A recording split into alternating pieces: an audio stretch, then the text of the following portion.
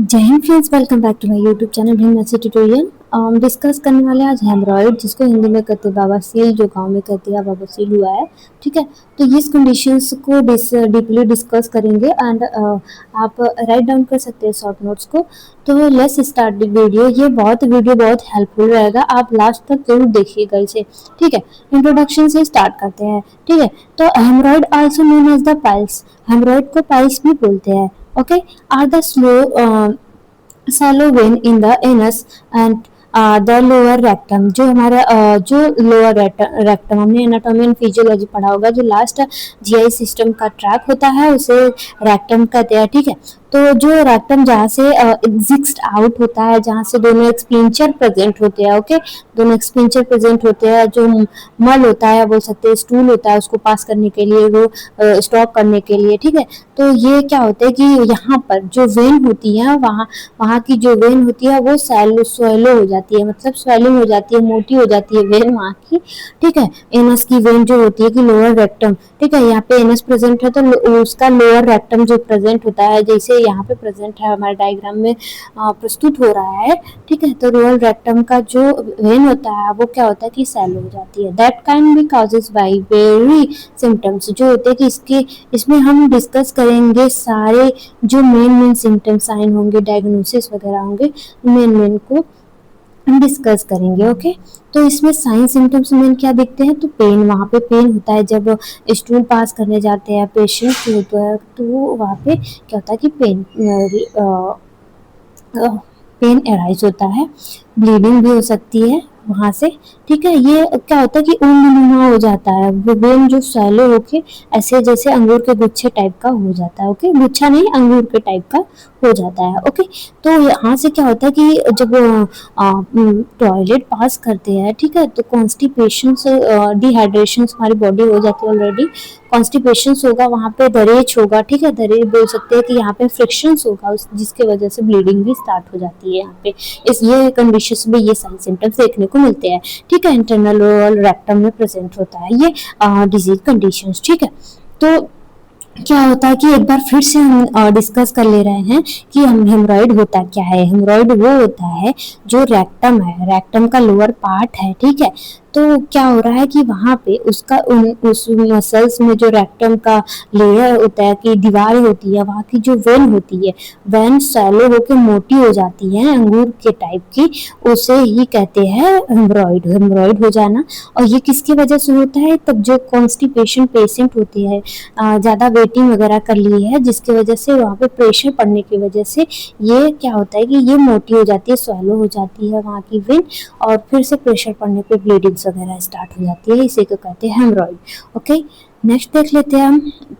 Sorry, तो next हमारा रहेगा कि कॉजेज के बाद पैथोफिजियोलॉजी देखेंगे, तो यहीं से कॉजेज देख लेते हैं। तो कॉजेज क्या क्या हो सकते हैं, ठीक है, क्या क्या कॉज कर सकते हैं कि हेमरॉइड हो सकता है किसी पर्सन को।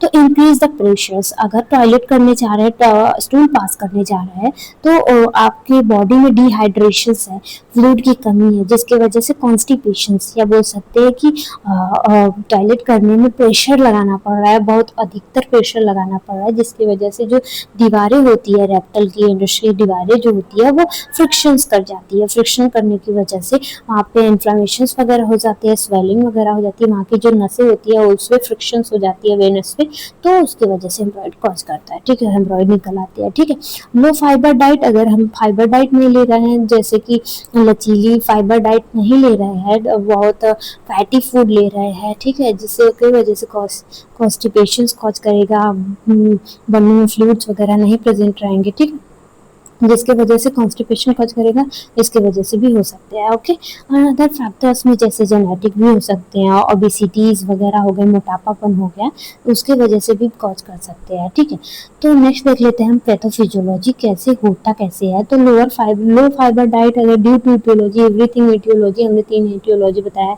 इंक्रीज प्रेशर की वजह से, लो फाइबर डाइट की वजह से, जो जेनेटिक ओबेसिटी किसी की वजह से क्या होगा कि लेस बुल्की स्टूल, जो बुल्की स्टूल होती है, ठीक है, बुल्की स्टूल लेस हो जाएंगे, कम हो जाएंगे, और बोल सकते हैं कि जो स्टूल रहेगा वो बहुत हार्डनेस होगा, स्टूल पास होगा, ठीक है। स्टैंडिंग एट द डिफिकेशंस क्या होगा कि जो व्यक्ति होगा, ठीक है, वो जो स्टूल पास करेगा वहाँ पे प्रेशर बनेगा, दीवार पे प्रेशर बनेगा, जिसकी वजह से वो स्टैंडिंग नहीं कर पाएगा, ठीक। तो वो क्या होगा कि यहाँ पे स्क्रैचिंग्स वगैरह हो जाएंगे, जिसकी वजह से पेन होगा बहुत सारा। Increasing the intra anal pressures, जो इंट्रा एनल है, ठीक है, एनस है, रेक्टल है, लोअर पार्ट है, ओके। तो यहाँ पे क्या होगा कि प्रेशर इंक्रीज हो जाएगा, हमने बताया प्रेशर इंक्रीज होगा। प्रेशर इंक्रीज वजह से जो वेन रेक्टम के जो वेनस होते हैं, ओके, वो क्या होंगे कि वो क्या होंगे, उसमें घिसड़ होगा, फ्रिक्शंस होंगे, ठीक है। और जो होगा कि ये सिकुड़ जाएंगे, ठीक है, फ्रिक्शंस होगा, कॉन्स्टिपेशंस होगा, तो उसकी वजह से रगड़ खाएंगे तो क्या होगा कि वहाँ पे बुल्क फॉर्मेशंस हो जाएंगे, ऐसे बुल्क फॉर्मेशंस हो जाएंगे, सॉरी बुल्क नहीं, या अंगूर के गुच्छे टाइप का फॉर्मेशंस हो जाएंगे, फॉर्मेशंस हो जाएंगे, ओके। नेक्स्ट देख लेते हैं हम। नेक्स्ट क्या है, साइन सिम्टम्स क्या क्या देखने को मिलेगा।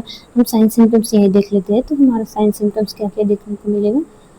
तो मेन साइन सिम्टम्स जो होता है कि हेमरॉइड में पेन होता, बैक पेन, अगर रेक्टल पेन होगा, बहुत ब्लीडिंग्स भी हो सकती है, टॉयलेट करने में पेन होगा, और ईचिंग्स होंगी वहाँ पे, ये सारी कंडीशंस आएंगे, देखने को मिलेगा। हम डायग्नोसिस में क्या करेंगे कि डायग्नोसिस